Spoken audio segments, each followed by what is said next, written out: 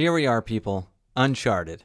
Before I say anything else, let me state this. We need to stop giving movies like this a pass, and more importantly, stop giving them our money. This movie is hot, recycled, cliche trash. It's a bland, meandering, by-the-numbers money grab. It's a film that rides off the charm of its leads and supporting cast to carry it, and let me tell you, not even Spider-Man himself, Tom Holland, can rescue this pile of doo-doo butter. It's a movie that's based on a video game, and that's a ripoff of another video game, and that video game was made to feel like a movie that already existed, so you can see where this is going. If you said right in the shitter, you'd be spot on. I won't touch on the fact that the Tomb Raider series ended up ripping off Uncharted later on in order to modernize itself, because then we haven't just come around full circle, we've gone around the solar system and smashed into the Earth. It's like a record skip. After all this redundancy and copying, I wouldn't necessarily say it's stupid, but I'll let Michael Keaton's character explain from the movie Multiplicity, where his character clones himself to make his life easier, but then the clones clone the clones. See, what we did was, we made a copy from two.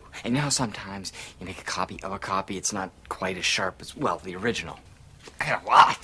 Movies based on video games already have an up and down history, to put it kindly, and only recently have had a decent go of it, and only because of ones based on IP aimed at younger audiences like Sonic the Hedgehog and Pokemon. And even those aren't objectively fantastic films. Did I love them? Yes, shut up! But I can be honest about my bias. The Uncharted series is special in the gaming world and really kicked into high gear with Part 2, where it felt like you were actively participating in a globe-trotting, high-stakes, over-the-top action movie. And as a video game, it more than succeeded. It was fun as hell and had some seriously pulse-pounding moments. But those moments worked because you were playing it and you were responsible for a lot of what was happening, including the now overused QuickTime sequences during the cutscenes that still kept you engaged and felt like you were a part of it all. But if this was a movie, it would just be a B-rated action film because, truth be told, each game's narrative was forgettable, cliche ass, captured in widescreen format with the cinematic lens, with all the set pieces so ludicrous it would only succeed in the form it was, a video game. Sure, it's Sony, so they'd probably put some money behind it, but instead of being a low-budget turd, it'd be a big-budget, shiny turd. So now that the movie's out, was I right?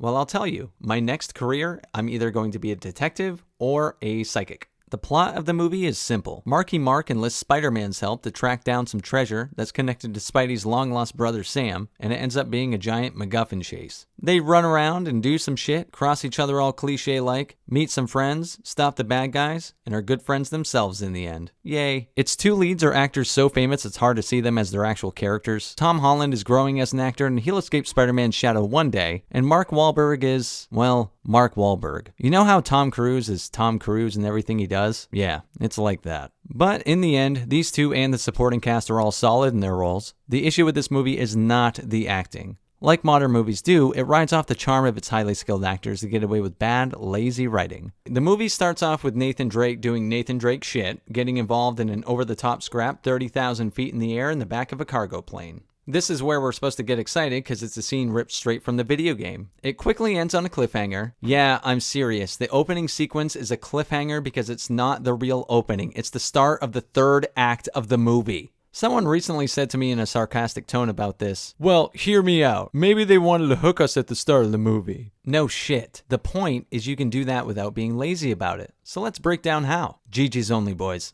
Most movies, especially action or thrillers, need to start the movie off with something that grabs the audience, a completely understandable concept. It's the flow of storytelling, and it's been happening in movies for decades. Look at the opening of Jaws from 1975, with the shark attack that kicks it off. Star Wars in 1977, with Vader and his troops attacking the rebel ship. Or the incredible opening POV scene in the original Halloween in 1978 when Michael Myers murders his sister in cold blood. Or the heist scene that opens Heat from 1995. Or the opening bank robbery sequence in The Dark Knight from 2008. And possibly the best comparison, the opening of The Dark Knight Rises from 2012 when Bane hijacks a CIA plane. Plot holes aside from that movie, what's awesome about that scene and all the others mentioned is that they're all part of the chronological narrative. You don't know exactly who these characters are yet or where the story's going, but you get a sense that it's happening in real time in the movie and you're completely engaged. These scenes clearly define, inform, or set up what's going to happen in the rest of the movie, and have you locked in and excited to learn about these characters because of what you just saw them do. Uncharted has an opening scene that tries to have its cake and eat it too, and the movie's shitty writing shines immediately with a displaced action sequence stripped straight from the third act and shoehorned into the beginning. It's basically a movie trailer to start the movie, showing you something in hopes that you'll get excited for the real thing. It's the laziest way to do a script because instead of following the characters you're introduced to from the endpoint of the scene, it leaves you on a cliffhanger that won't get resolved until much later in the narrative. It breaks up any sense of flow just for the sake of opening with an action sequence, which again, an action sequence would be all well and good if they fluidly and chronologically wrote it into the narrative. Now, I have nothing against the jumpy narrative if it's done tastefully and purposefully. While games clearly don't adapt perfectly to the big screen, the game Uncharted 2 starts off with a displaced action sequence from the third act, but it works because we already know Nathan Drake since we spent an entire game before this one getting to know him. Even though this is a big intellectual property, it shouldn't be assumed that the audience knows who the characters are. Hey, there you are! Well, hi, do I know you? No, but that's where you are, you're there. That's exactly what the writers do in order to get around having to put thought into the pacing of the movie.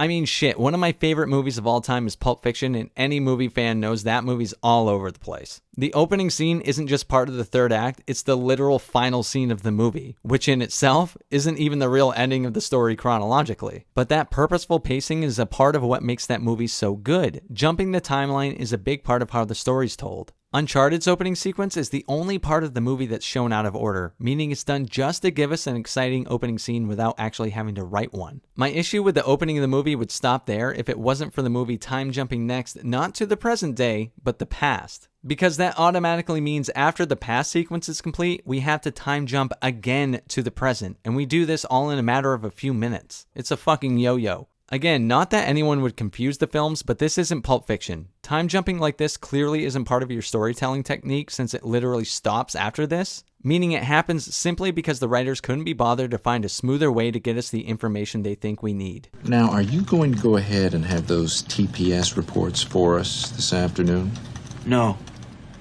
I hate this shit, and I'm calling it. Uncharted is what's wrong with movies in this current state of affairs, and unfortunately, there seems to be no hero to rescue it. Spider-Man was great, the Batman was great, but unfortunately, the movie business kind of hinges on the success of movies like Uncharted. Not in the vein of actual cinematic quality, but monetarily speaking, a lot hinges on the success of these bigger ass-and-seats action movies over the next couple of years. We can watch bland shit at home now, stuff you consume after you get back from a long day of work and just want to put on to help you pass the time until you get old and die. And that's what this movie is. Shit you put on in the background to ignore just to get on with your evening because you need to fill the time with something while you're still awake. Unfortunately, this movie made money, and shit, it even got mine, so we'll definitely be getting a sequel. But hey, on the bright side, at least this movie doesn't have Keanu Reeves taking a shit. Until next time, GG's only.